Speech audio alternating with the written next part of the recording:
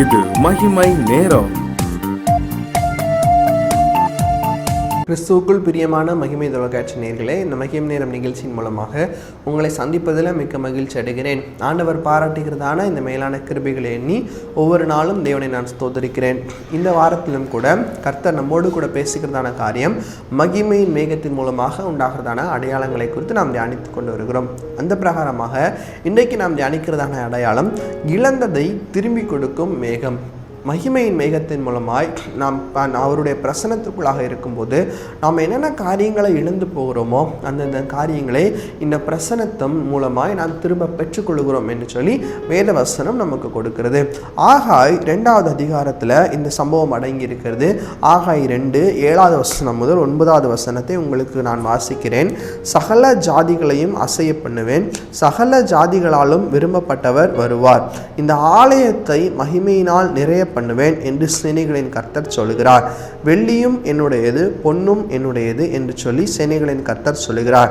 முந்தின ஆலயத்தின் மகிமையை பார்க்கிலும் இந்த பிந்தின ஆலயத்தின் மகிமை பெரியதாயிருக்கும் என்று சொல்லி சேனைகளின் கர்த்தர் சொல்கிறார். இவ்விடத்தில் சமாதானத்தை கட்டளையிடுவேன் என்று சொல்லி சேனைகளின் கர்த்தர் உரைக்கிறார் என்று சொல் என்றார்.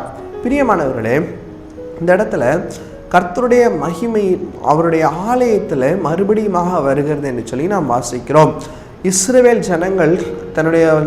ஜனங்களை ஆண்டவர் வழிநடத்தி கொண்டு வரும்போது அந்த பெட்டியில் ஆண்டவருடைய மகிமை அவர்களோடு கூட வந்தது. அந்த மேகத்தின் வழியாக இஸ்ரவேல் ஜனங்கள் மேல் ஆண்டவருடைய மகிமை இருந்ததை நாம் பார்க்கிறோம். அவர்கள் அந்த ஆலயத்திற்குள்ளாக வரும்போது அந்த ஆலயத்தில் கர்த்தருடைய மகிமை இருந்தது. ஆனால் சில காலங்களில் ஆண்டவருடைய மகிமை அந்த ஆலயத்தை விட்டு விலகி போனது.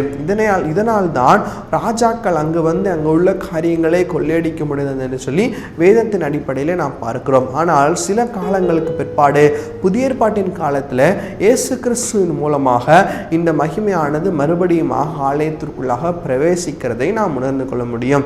ஆனால் எப்போது ஆண்டவர் சிலுவையில் அறையப்பட்டாரோ அப்போது அந்த ஆலயத்தில் இருந்த மகிமை எடுத்து போடப்பட்டது. ஆனால் ஆண்டவருடைய உயிர்த்தெழுதலின் மூலமாய் நாம் ஒவ்வொருவரும் ஆண்டவருடைய ஆலயமாக இருக்கிறோம். நாம் ஒவ்வொருவருக்கு மேலும் அவருடைய மகிமை இருக்கிறது.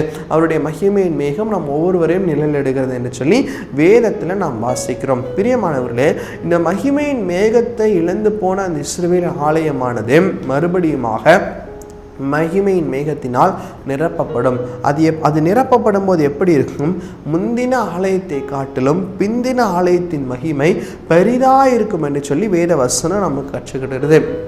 பிரியமானவர்களே, ஒருவேளை நீங்கள் யோசித்து கொண்டு இருக்கலாம், நான் என்னுடைய பிரசன்னத்தை நான் உணர்ந்துட்டேன், ஆண்டவர் என் மேலே வைத்திருக்கிறதான அன்பை நான் உணராமல் போயிட்டேன், அந்த பிரசன்னத்தை நான் இழந்து போயிட்டேன் என்று சொல்லி ஒருவேளை நம்முடைய மனம் அங்கலாய்த்து கொண்டு இருக்கலாம். ஆனால் கர்த்தர் சொல்லுகிறார், அந்த பிரசன்னத்தை கர்த்தர் நமக்கு கட்டளையிட வருகிறார், மறுபடியுமாக அந்த பிரசன்னத்தை கட்டளையிடுகிறவராக இருக்கிறார் என்று சொல்லி வேத வசனத்தின் அடிப்படையில் கர்த்தர் இன்றைக்கு உங்களோடு கூட பேசுகிறார். அதில் முந்தின பிரசன்னத்தை காட்டிலும் கர்த்தருக்கு உண்மையாய் நீங்கள் மனம் திரும்பி உங்களை ஒப்பு கொடுக்கும் போது பிந்தின பிரசனம் இன்னும் பலமாய் காணப்படும்.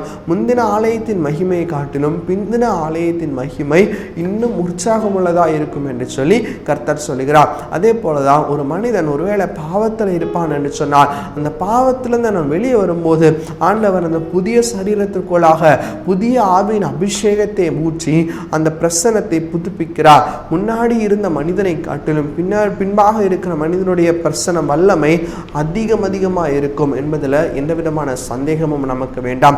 பிரியமானவர்களே, தாவீதை குறித்தும் கூட நாம் வாசிக்கிறோம்.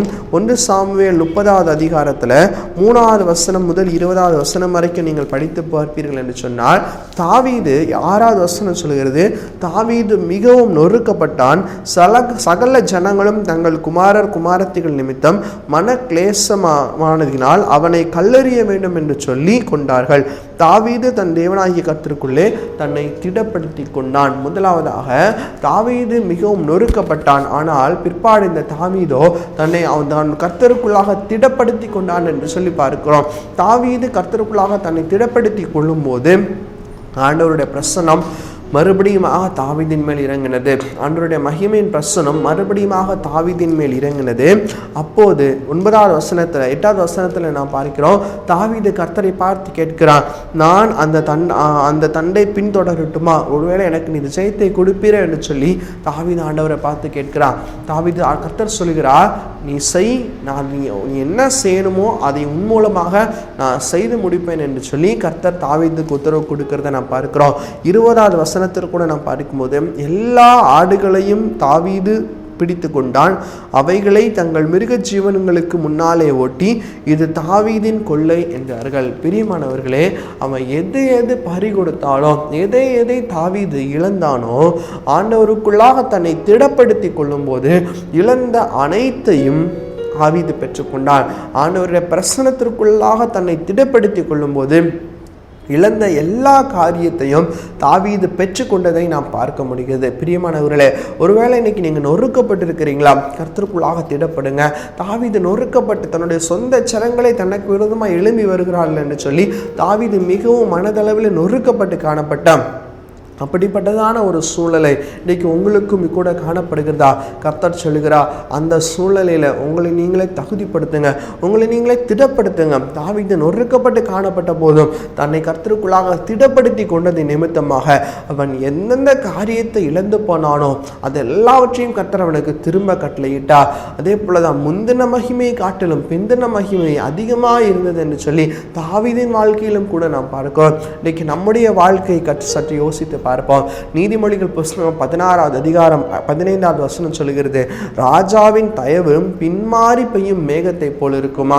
ஆண்டவர் ஒருவேளை நம்ம செஞ்ச பாவத்திற்காக நம்ம மேல கோபம் கொண்டிருப்பார், ஆனால் அவருடைய தயவோ பின்மாறி பெய்யும் மேகத்தை போன்று இருக்கும் என்று சொல்லி வேத வசனம் நமக்கு கற்றுக் கொடுக்கிறது. இன்னைக்கு அந்த பின்மாறி மேகத்தை போன்ற ஆசீர்வாதத்தை கர்த்தரிடத்துல நம்ம கேட்கணும். அதற்கு நம்ம என்ன செய்யணும்? முழுவதுமாக அவருடைய பிரசன்னத்திற்குள்ளாக வரணும். எந்தெந்த காரியத்துல பாவத்து நிமித்தமாய் நாம் பிரசன்னத்திலிருந்து விலகி இருக்கிறோமோ அந்த எல்லா காரியத்தையும் ஆண்டவருக்கு முன்பாக முழுவதுமாக ஒப்பு கொடுத்து பின்மாரியின் அபிஷேகத்தை ஆண்டவரிடத்தில் கேட்டு, ஆண்டவரே உம்முடைய கிருபைக்குள்ளாக நான் ஒப்பு கொடுக்கிறேன், உம்முடைய பின்மாரியின் அபிஷேகம் என்னை வழிநடத்த வேண்டும் என்று சொல்லி ஆண்டவரிடத்தில் நாம் கேட்க வேண்டும். இதை தான் கர்த்தர் நம்மிடத்தில் எதிர்பார்க்கிறார். பிரியமானவர்களே, இந்த எதிர்பார்ப்புகளை நாம் நிறைவேற்ற கர்த்தர் நம் ஒவ்வொருவருக்கு கிருபை செய்வாராக. ஆண்டவருடைய பிரசன்னத்திற்குள்ளாக நாம் இருக்கும்போது நாம் எந்தெந்த காரியங்களை இழந்தவர்களாய் காணப்பட்டோமோ அது எல்லாவற்றையும் கர்த்தர் திரும்ப தர சித்தமுள்ளவராய் இருக்கிறார். தாவீதும் கூட நொறுக்கப்பட்டு யாரும் இல்லை என்று சொல்லி, ஒன்றுமே இல்லை என்று சொல்லி காணப்பட்டான். ஆனால் வேதவசனம் கொடுக்கிறது, அந்த மறுபடியுமாக அந்த பிரசன்னம், மறுபடியுமாக அந்த மேகம் தாவீதை நிழலிட்டது.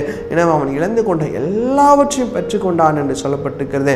நாமும் கூட எப்படிப்பட்ட சூழல் இருந்தாலும் ஆண்டவருக்குள்ளாக தன்னை நீங்க திடப்படுத்தி கொள்ளுங்க, ஆண்டவருக்குள்ளாக நீங்க பலப்படுங்க. அப்படி நீங்க பலப்படும் போது எந்தெந்த காரியங்களை இழந்து காணப்படுகிறீர்களோ அந்தந்த காரியங்கள்ல ஆண்டவர் ஒரு பலத்தை, ஆண்டவர் ஒரு ஐஸ்வர்யத்தை, ஒரு தகுதியை உங்களுக்கும் எனக்கும் கூட கட்டளையிட சித்தமுள்ளவராக இருக்கிறார். அப்படிப்பட்டதான கிருபைகளை கர்த்தர் நம் ஒவ்வொருவருக்கும் கொடுப்பாராக.